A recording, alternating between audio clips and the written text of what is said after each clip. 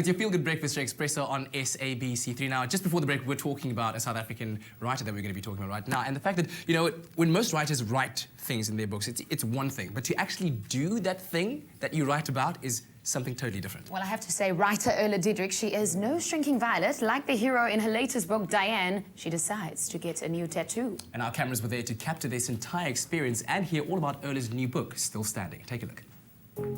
The 50 Shades of Grey craze sparked new adventures in reading. If one South African writer delivers that pinch of mischief we crave, it's Erla Diedericks.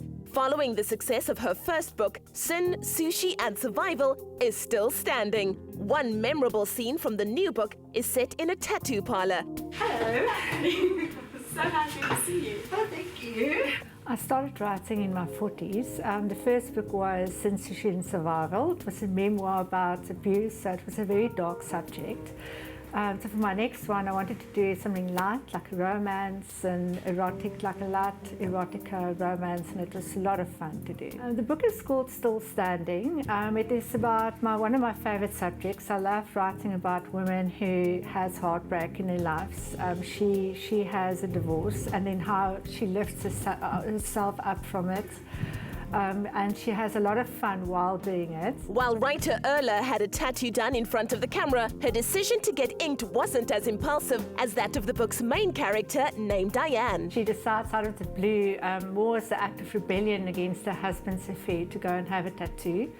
She walks in and she meets this very, very sexy tattoo artist who, I must say, all the women who's reading the book, they love him. He is gorgeous, he owns his own tattoo shop, he is just everything you could want. Of course, I made him up. I mean, like him doesn't exist. That's why everyone loved him. Taking a strong stand against women abuse in her work and public life, Erla's new tattoo is a symbol of her renewed sense of purpose. As a newly single woman, the birds in flight is placed where she can see it as she writes her way to greater financial freedom. It's often a ritual with people that get divorced, to have something that's for yourself, that is a tattoo, a symbol of freedom. And I've always had a fantasy about a tattoo artist, so I thought it would be nice to live my fantasy in the book and have her fall in love with a tattoo artist. On the pages of the book, Dianne's inky artist friend helps her find her way back to life after marriage, but is he her one true love? My favorite line from the book is, when it was done, he gently lifted me up and helped me to the mirror. I could see my beautiful star glimmering below my collarbone, rising above my pain, taking me with her.